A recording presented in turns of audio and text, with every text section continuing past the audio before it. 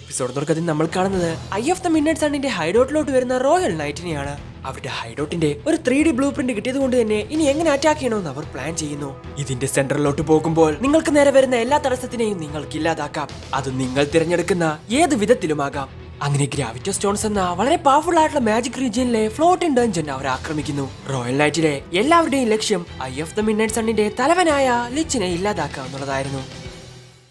പിന്നീട് നമ്മൾ കാണുന്നത് അതേ സമയത്തിലുള്ള ബ്ലാക്ക് ബുള്ളിന്റെ ഹൈഡൌട്ട് ആണ്.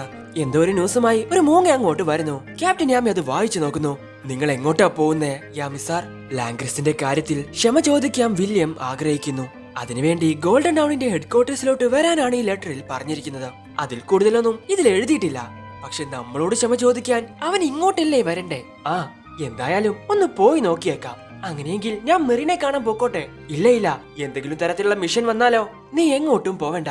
ശരി, അങ്ങനെയെങ്കിൽ ഞാൻ ഫിൻഡറിനെ കണ്ടിട്ട് വരാം. എത്ര നേരം അവനിങ്ങനെ ഉറങ്ങാൻ സാധിക്കും എന്ന് പറയുവാണ് വെനസ.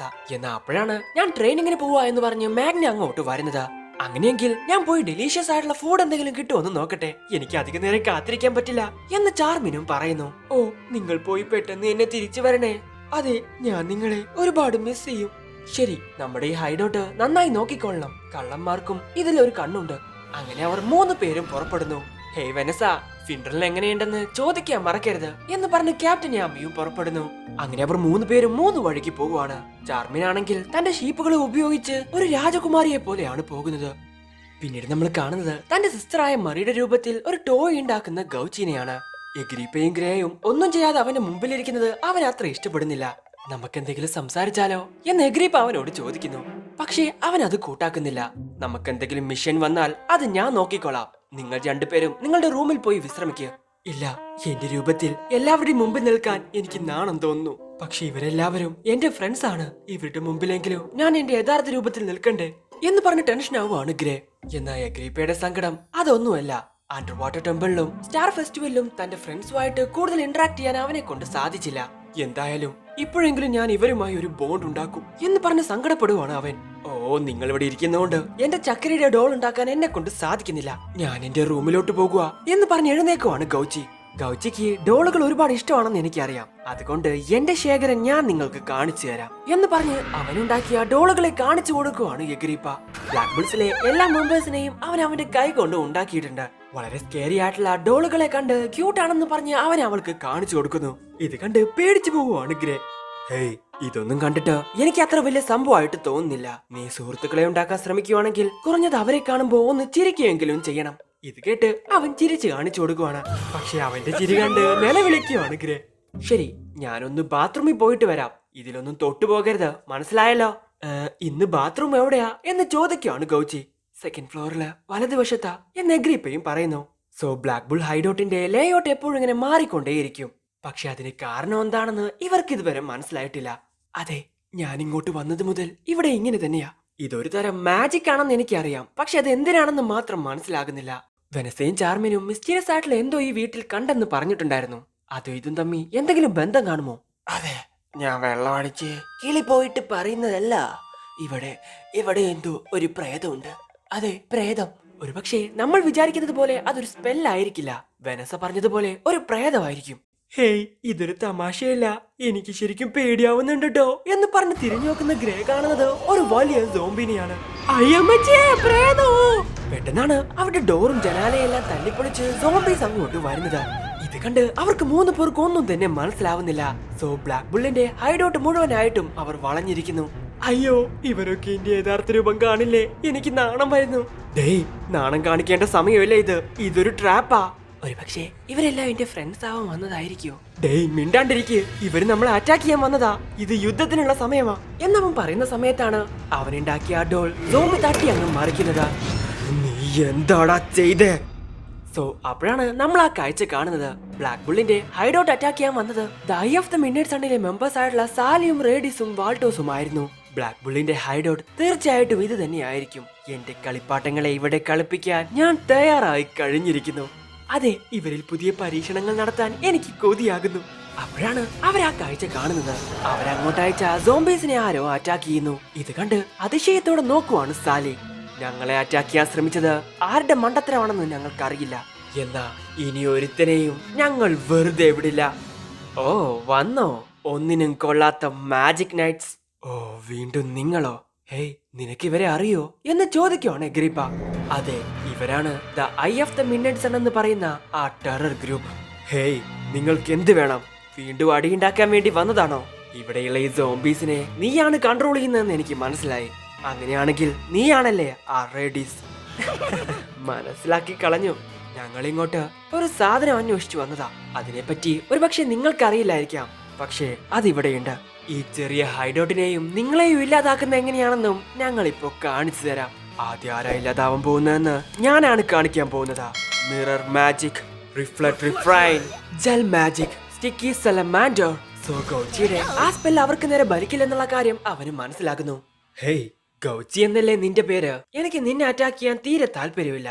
പിന്നെ നിന്നെ ജീവനോടെ വിടാൻ എന്നോട് പറഞ്ഞിട്ടുണ്ട്. ഇത് കേട്ട് അവർക്കൊന്നും തന്നെ മനസ്സിലാവുന്നില്ല. അതെ മാസ്റ്റർ ലീച്ച്, നിന്നെ ജീവനോടെ വിടാനാ പറഞ്ഞിരിക്കുന്നത്. അപ്പോഴാണ് ഗൗച്ചിക്ക് ആ കാര്യം ഓർമ്മ വരുന്നത്. ഹേയ് ഞാൻ നിന്നെ അറ്റാക്ക് ചെയ്യാൻ പാടില്ലായിരുന്നു. ഒരു ദിവസം നിനക്കത് മനസ്സിലാകും എന്ന് ലിച്ച് അന്ന് അവനോട് പറഞ്ഞിട്ടുണ്ടായിരുന്നു. ശരി, അത് വിട്ടേക്ക്. ഇനി നമ്മുടെ കാര്യത്തിലോട്ട് വരാം. നിങ്ങൾക്ക് അവസാനമായി എന്തെങ്കിലും ആഗ്രഹമുണ്ടെങ്കിൽ അത് പറഞ്ഞോ. ഇത് കേട്ട് ഗൗച്ചി, ഇല്ല, അവർ നമ്മളെ അറ്റാക്ക് ചെയ്യുന്നതിന് മുൻപ് നമുക്ക് അവരെ എന്തെങ്കിലും ചെയ്തേ പറ്റൂ. ക്യാപ്റ്റനും മറ്റുള്ളവരും പെട്ടെന്നൊന്നും തിരിച്ചു വരില്ല. ഇവരെ തടയാൻ നമ്മൾ മാത്രമേ ഇവിടെയുള്ളൂ എന്ന് പറയുവാണ് ഗൗച്ചി. അപ്പോഴാണ് സാലി തന്റെ മാജിക് ഉപയോഗിച്ച് അവിടെയുള്ള ഒരു സോംബിയെ പവർഫുൾ ആക്കി മാറ്റുന്നത്. പോയിസൺ കേഴ്സ് മാജിക് എന്ന് പറഞ്ഞ് അഗ്രിപ്പ തന്റെ മാജിക് യൂസ് ചെയ്യുന്നു. സോ അഗ്രിപ്പയുടെ മാജിക് നമ്മൾ ആദ്യമായിട്ടാണ് കാണുന്നത്. ഓ പോയിസൺ ആണല്ലേ നിന്റെ മാജിക്? അങ്ങനെയെങ്കിൽ എന്റെ ജെൽ അതിനെ ഇല്ലാതാക്കും എന്ന് പറഞ്ഞ് സാലി അവരുടെ മേലോട്ട് ചാടുന്നു. പെട്ടെന്നാണ് ഗ്രേ തന്റെ യഥാർത്ഥ രൂപത്തിലോട്ട് വരുന്നത്. ഹേയ് ഗൗച്ചി, എന്റെ കയ്യിൽ ഒരു പുതിയ സ്പെല്ലുണ്ട്, ഞാനത് ഉപയോഗിക്കട്ടെ. Transformation magic conversion. So Gray തന്റെ മാജിക് ഉപയോഗിച്ച് അവളുടെ സലമാൻഡർ ജെല്ലിനെ ഒരു ക്രിസ്റ്റലാക്കി മാറ്റുന്നു. സോ ഗൗച്ചിയുടെ മിറർ മാജിക് ഉപയോഗിച്ച് അവൻ അത് പൊട്ടിച്ചു കളയുന്നു. ഇത് സാലിയെ കൊണ്ട് വിശ്വസിക്കാൻ സാധിക്കുന്നില്ല. ഓ വാവ്, ഒരു സ്പെല്ലിന്റെ എസൻസ് മാറ്റാൻ സാധിക്കുന്നത് ശരിക്കും വേറെ ലെവലാ. എന്തായാലും നിന്റെ മുകളിലും എനിക്ക് ഒരുപാട് എക്സ്പെരിമെന്റ് ചെയ്യണം. അപ്പോഴാണ് റേഡിസ് തന്റെ ഒരു പെപ്പറ്റിനെ അങ്ങോട്ട് കൊണ്ടുവരുന്നത്. ഇതാണ് നമ്പർ 0, മിഗയൽ സീസർ. സോ വളരെ ക്രീപ്പി ആയിട്ടുള്ള ആ പപ്പറ്റ് വളരെയധികം പവർഫുൾ ആയിരുന്നു. ഒരേ സമയം 2 വ്യത്യസ്ത ആട്രിബ്യൂട്ടുള്ള സ്പെല്ലുകൾ യൂസ് ചെയ്യാൻ അവനെ കൊണ്ട് സാധിക്കും. ഇവനെ ഉണ്ടാക്കാൻ എന്നിൽ നിന്ന് ഒരുപാട് ശക്തി എനിക്ക് എടുക്കേണ്ടി വന്നു. ഇവനെ 2 ബോഡിയിൽ നിന്നുമാണ് ഉണ്ടാക്കിയിരിക്കുന്നത്. അവർ 2 പേരും ഒരിക്കൽ മാജിക് നൈറ്റ് ക്യാപ്റ്റന്മാരായിരുന്നു. ഇത് കേട്ട് ഇവരെ കൊണ്ട് വിശ്വസിക്കാൻ സാധിക്കുന്നില്ല. പെട്ടെന്ന് തന്നെ ആ പപ്പറ്റ് ഇവരെ 3 പേരെയും അടിച്ച് താഴെ ഇടുന്നു. നിങ്ങളുടെ ചെറിയ ട്രിക്കി സ്പെൽസ് ഉപയോഗിച്ച് എന്റെ ദേഷ്യത്തെ കൺട്രോൾ ചെയ്യാൻ സാധിക്കില്ല. ഇനി നിങ്ങളുടെ കൺമുമ്പിൽ വെച്ച് നിങ്ങളുടെ ഈ ഹൈഡൌട്ട് നശിപ്പിക്കുന്നത് എങ്ങനെയാണെന്ന് കാണാം എന്ന് പറഞ്ഞ റേഡീസ് ഒരുപാട് സോംബീസിനെ കൊണ്ടുവരുന്നു. സോ അവരുടെ ഹൈഡൌട്ട് നശിപ്പിക്കാനായി ആ സോംബീസ് എല്ലാം അതിനകത്തോട്ട് കേറുന്നു. ഇല്ല, നിർത്ത്. ഹെക്സസ് ബിസിനസ് ആയിരുന്ന ഒരു ഫാമിലിയിലായിരുന്നു ഞാൻ ജനിച്ചത്. അതുകൊണ്ട് തന്നെ മറ്റുള്ളവരുമായി കൂട്ടുകൂടാൻ എന്നെ അനുവദിക്കില്ല. വിചിത്രമായി സംസാരിക്കുന്ന പോയിസൺ മാജിക് കൈവശമുള്ള ഒരാളായിരുന്നു ഞാൻ. എനിക്ക് ചുറ്റുമുള്ളവരെല്ലാം എന്നെ വെറുത്തു, അവരിൽ നിന്നും അകറ്റി നിർത്തി. ഇല്ല, നിർത്ത്. എന്റെ യഥാർത്ഥ സ്വഭാവം കാണിക്കാനുള്ള ഒരു കോൺഫിഡൻസ് ആദ്യം എനിക്ക് ഇല്ലായിരുന്നു. പിന്നെ ആരും എന്നെ വിശ്വസിച്ചില്ല. ഞാൻ വളരെ വിചിത്രനാണെന്ന് അവർ വിചാരിച്ചു. എപ്പോഴും ഞാൻ ഒറ്റയ്ക്കായിരുന്നു. പക്ഷേ ഈ സ്ഥലം, ഇവിടെയുള്ളവർ, അവർ മറ്റുള്ളവരെ പോലെ ആയിരുന്നില്ല. എല്ലാവരെയും അവർ ഒരുപോലെയാ കണ്ടേ. തങ്ങളുടെ കുറവുകളെ ചൂണ്ടിക്കാണിച്ച് അവർ ഒരിക്കലും ആരെയും പരിഹസിച്ചില്ല. പകരം തങ്ങളുടെ കുറവുകൾ അവരുടെയും കുറവുകളാണെന്ന് മനസ്സിലാക്കി ഞങ്ങളുടെ കൂടെ നിന്നു. ഞങ്ങളുടെ സന്തോഷത്തിലും ദുഃഖത്തിലും എല്ലാം അവർ ഞങ്ങളുടെ കൂടെ ഉണ്ടായിരുന്നു. ഈ സ്ഥലം, എന്റെ ഫ്രണ്ട്സ്, അവരാണ് എന്നെ അവസാനം ആക്സെപ്റ്റ് ചെയ്തത്. ഹേയ്, ഇതിനെ കൺട്രോൾ ചെയ്യാൻ നമ്മളെ കൊണ്ട് സാധിക്കുമെന്ന് തോന്നുന്നില്ല. നമ്മൾ എവിടെ തുടങ്ങും? തോറ്റു കൊടുക്കരുത് ഘോഷ്. നമുക്ക് വലുത് നമ്മളുടെ ഹൈഡൌട്ടാണ്. എന്ത് റിസ്ക് എടുത്തിട്ടാണെങ്കിലും അത് നമ്മൾ പ്രൊട്ടക്ട് ചെയ്തിരിക്കണം എന്ന് അവർ 2 പേരും വിളിച്ചു പറയുന്നു.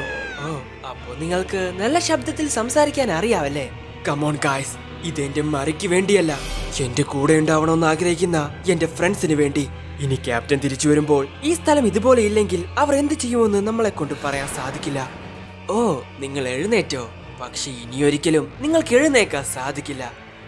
വലിയ സംസാരവും ഉന്മേഷവും ഒന്നും റിയാലിറ്റിയെ ചേഞ്ച് ചെയ്യാൻ പോകുന്നില്ല. നിങ്ങൾക്കൊരിക്കലും ഇവിടെ വിജയിക്കാൻ സാധിക്കില്ല. അതാണ് റിയാലിറ്റി. ഇനിയിപ്പോ എല്ലാം അവസാനിപ്പിക്കേണ്ട സമയമാ. ഹേയ്, അവരെ കൊല്ലരുത്, എനിക്ക് അവരെ ജീവനോടെ വേണം എന്ന് വിളിച്ചു പറയുവാണ് സാലി. അതെനിക്ക് ഉറപ്പു തരാൻ പറ്റില്ല, പക്ഷെ ഞാൻ ശ്രമിക്കാം. ശരി, നമുക്ക് തുടങ്ങാം സീസർ. പക്ഷെ പെട്ടെന്നാണ് ബ്ലാക്ക് ബുള്ളിന്റെ ഹൈഡൌട്ടിൽ നിന്നും ഒരു അലാറം അടിക്കുന്ന ശബ്ദം പോലെ കേൾക്കുന്നത്. Emergency emergency. ഹേയ്, എന്താ ഇത്? സോ അവരുടെ ആ ബിൽഡിംഗ് മുഴുവനായിട്ട് നിന്ന് കുലുങ്ങിക്കൊണ്ടിരിക്കുവാണ്. Emergency emergency. സോ അതിനകത്ത് കയറിയ വാൾട്ടോസിന് ഒന്നും തന്നെ മനസ്സിലാകുന്നില്ല. അപ്പോഴാണ് ഒരു ഡോർ അവിടെ പ്രത്യക്ഷപ്പെടുന്നത്. ആ ഡോർ ഓപ്പൺ ആയതും അതിന് പുറകിൽ ഒരാൾ നിൽക്കുന്നുണ്ട്. What is all this?